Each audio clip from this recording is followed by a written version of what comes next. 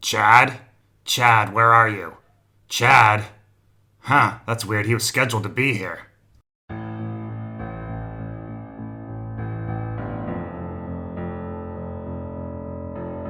And we open with Maeve waking up in her loop as a callback to the Dolores loop. Now, this episode amazingly doesn't even have Dolores in it. No Dolores from any of the three timelines, unless you count some pictures. Instead, we follow Maeve as she leaves for work. The host that bumps into people itching for a draw is in the background and is killed.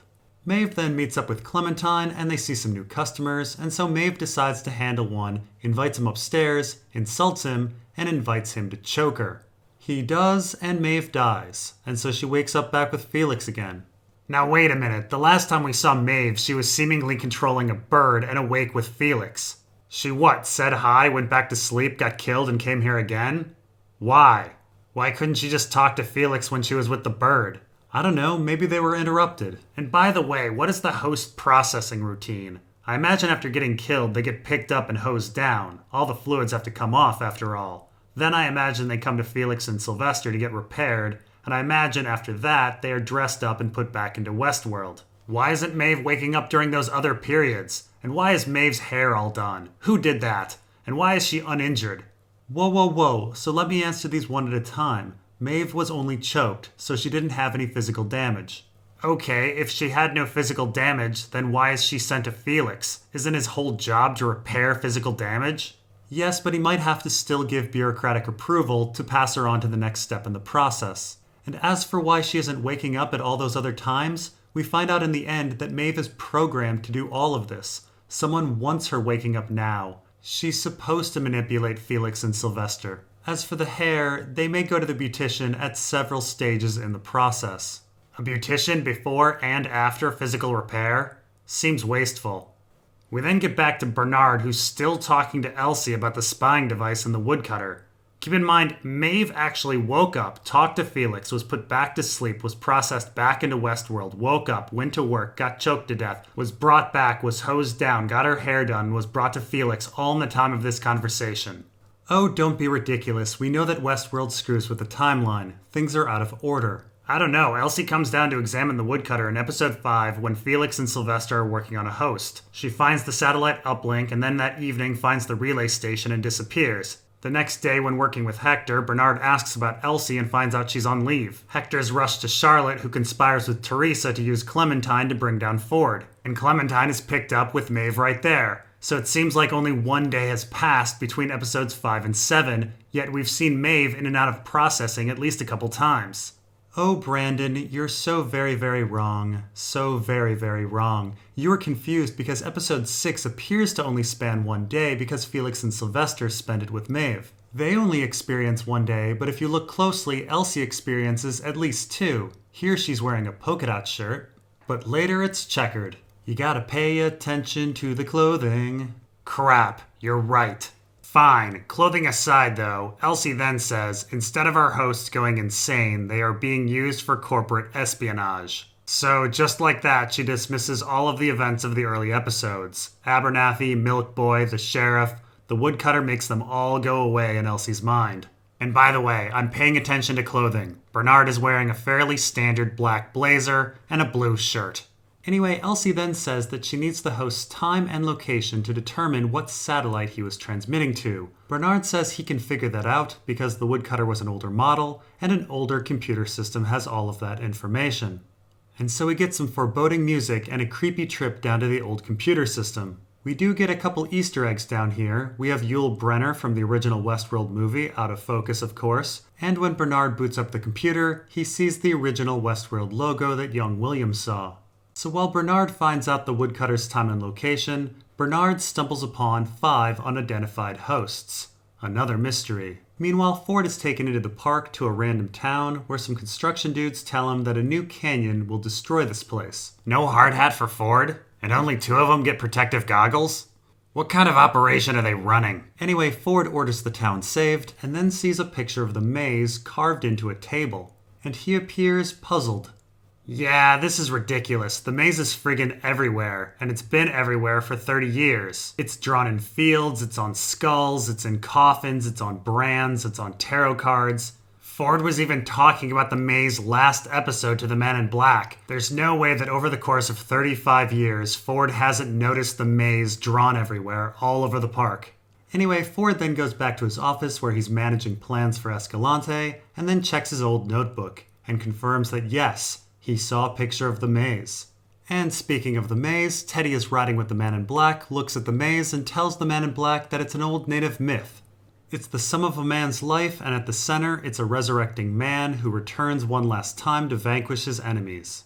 Wow, it's pretty lucky that the Man in Black followed the maze riddle into a completely unrelated new storyline of Ford's, but happened to be with another host who knew about the maze. Teddy is only the third host to know what the maze is. What are the chances that Teddy would be central to Ford's new storyline that the Man in Black decided to follow?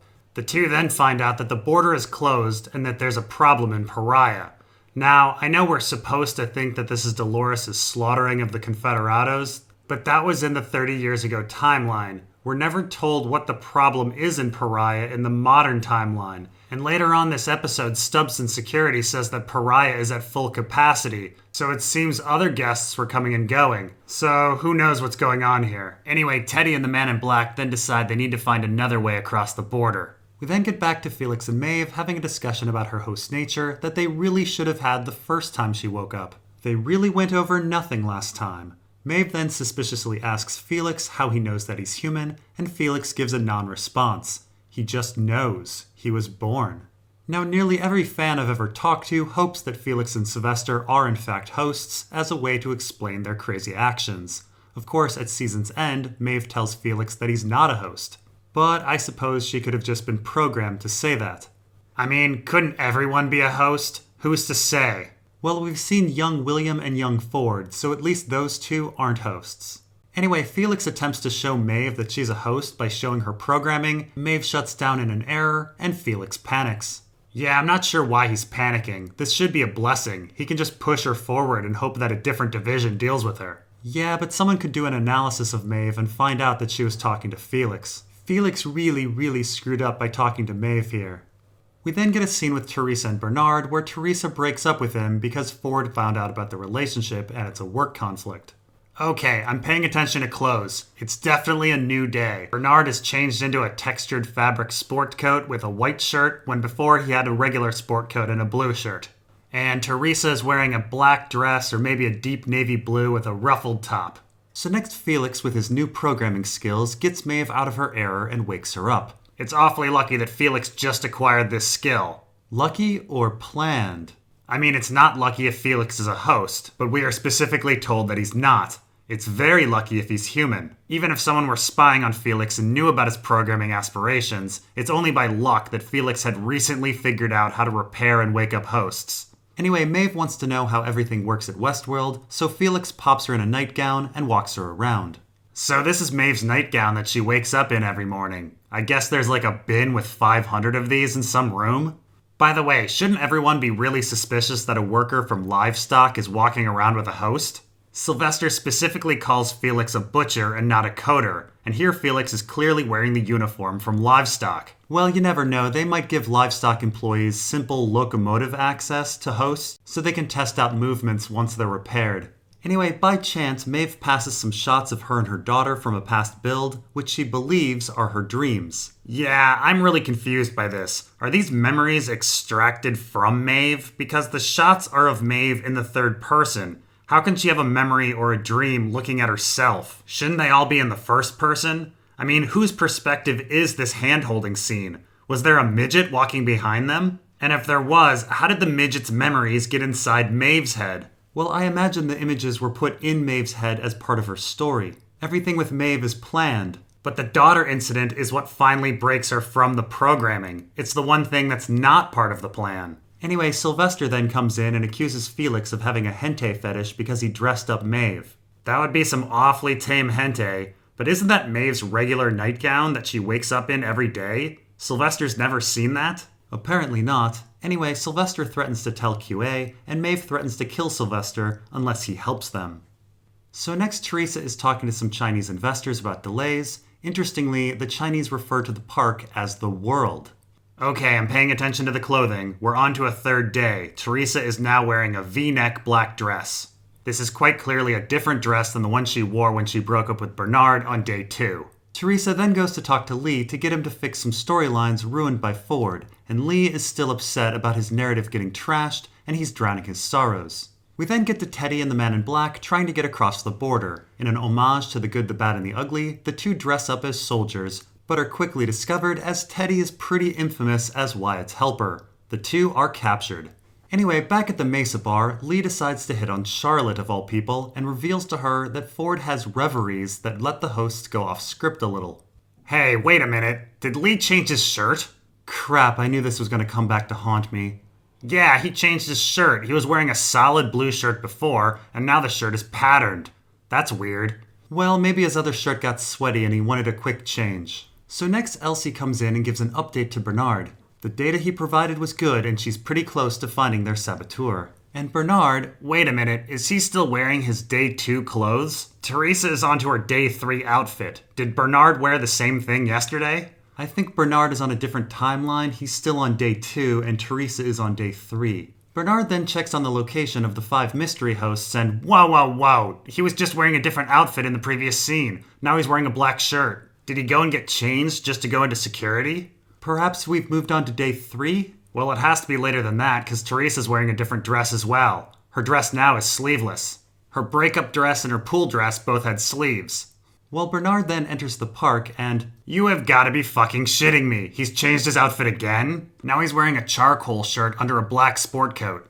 Either Bernard is rapidly changing his clothes, or we just saw 3 or 4 days pass. Anyway, Bernard finds a house in the middle of Sector 17, and inside finds Ford's weird robot family. Ford's father becomes angry as Bernard is trespassing, but luckily Ford rescues him, coming from an unseen door. Now previously, Brandon, you made an error and said that Ford built these robots, but in fact it was Arnold. Got it. So Arnold built Ford's mom, dad, brother, and Lil Ford's genitals. Ford just maintains them. Now, interestingly, Ford mentions that these hosts only go where he lets them, which means when Lil Ford met the Man in Black, he was spying on him. Meanwhile, back in the command center, Lee decides to pee on the map before officially being introduced to Charlotte, the executive director of the Delos board. All the while, his penis hangs out. And of course, he's not fired for this. Fired? Why would he be fired? This is an organization where workers commonly and improperly have sex with hosts, where the head of quality assurance is sleeping with the head of behavior, where corporate espionage is going on, where the park director has unregistered hosts of his family in the park and randomly talks to other hosts in the basement, where hosts are left to wander for days outside of their loops, where floors and floors of the building are left to flood, and where keycard access is not needed to get anywhere. Peeing in the middle of the office and public exposure? Why on earth would that get anyone fired? The paperwork to do so would probably end up getting stuck in livestock and never making it to human resources, as no one knows how this organization functions. We then get back to Bernard, who's checking on which hosts are first generation and which are built by Arnold. Oh my lord, really? Bernard changed his clothes again? Back to his day 2 clothing? This is beyond ridiculous. By the way, how does the computer suddenly know who Arnold is? I thought his name was scrubbed from the record. Everyone was baffled back when Milk Boy was talking to Arnold. The computer knew who Arnold was this entire time? And by the way, this research on the original hosts goes nowhere. Anyway, we next get back to Teddy and the Man in Black captured. Because of Teddy's past crimes, the crew wants to torture him, which is actually the second time Teddy has been captured and tortured in his pursuit of Wyatt. But Teddy remembers Escalante, gets loose, and then uses a huge machine gun to mow everyone down. With everyone dead, Teddy and the Man in Black can cross the border unmolested. We then get to Bernard, who has changed his clothes again, this time to a light blue shirt underneath a black sport coat. This is his 6th change and his 5th outfit. Anyway, next Elsie lets Bernard know that she's figured out which satellite the woodcutter was communicating with, and it was a Delos satellite. And although it's never explained, she somehow figures out that someone has been broadcasting to the hosts from an abandoned theater in the park, and she's going to check it out. She discovered both of these wildly different issues at the same time? That doesn't seem likely. And she didn't drop in to tell her supervisor about any of this before getting changed and heading out to the theater in the park? Well, I guess this is an organization where peeing in the middle of the office is tolerated. Meanwhile, on a completely irrelevant plot, Ford finds Lil Ford and wants to play catch with the dog. However, the dog has been killed. And this brings us back to the theater where Elsie is trying to locate the relay. She accesses the users and finds out that it was Teresa who was using the woodcutter to steal data. Bernard coincidentally is going to talk to Teresa and tries to tell her about Ford's odd activities. Right before spilling the beans, he's interrupted by Elsie's call, and she lets him know that Teresa is the culprit. Meanwhile, back with Felix and Sylvester, they're showing Maeve her D&D character sheet for some reason. Maeve has no idea what this is or what these attributes are, so I have no idea why the guys volunteered this information in the first place. And of course, Maeve wants some upgrades, threatening to expose the men if they don't comply. Did Maeve get naked again for some reason? That's weird. So meanwhile, Elsie tells Bernard that not only has Teresa been sending information remotely to retask hosts, but someone else has been as well. I suppose this would explain how Lawrence suddenly knew about Wyatt when he was with the Man in Black the whole time, though that does seem like a big waste of time for Ford. Now this is all set up to make us wonder who the voice in the host's head is, and of course in the end we found out that Dolores and the other hosts are actually talking to themselves.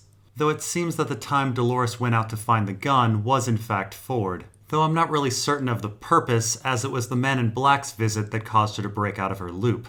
We then get back to Ford and Lil Ford. Ford figures out that Lil Ford is lying to him and that he's the one that killed the dog. It was the voice of Arnold inside him that told him to do it.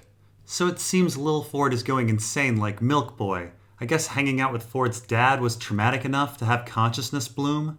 By the way, this is the last we see of Lil Ford and this plot. We then get back to Elsie, who is looking through data when she hears a noise. She calls out for Bernard and then Arnold. Another clue that Bernard is a recreation of Arnold. She's put in a headlock, and this is the last we see of her. We shall see if she returns for Season 2.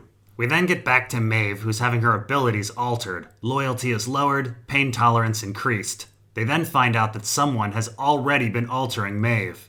The episode ends with Maeve getting her intelligence increased all the way up, which I imagine gives her a +4 modifier on spell damage. Oh man, did I miss the whole episode? That sucks. And this one had my favorite characters, Felix and Sylvester, in it. Yeah, Chad, where have you been? Well, you know, I was getting changed, learning about my nature, touring around, threatening people, having my attributes improved. That takes time, you know. Do you think people noticed I was missing? Well, yeah, Chad, you have a specific job with people you interact with daily, not to mention a vast number of people watching. When you're gone, people notice.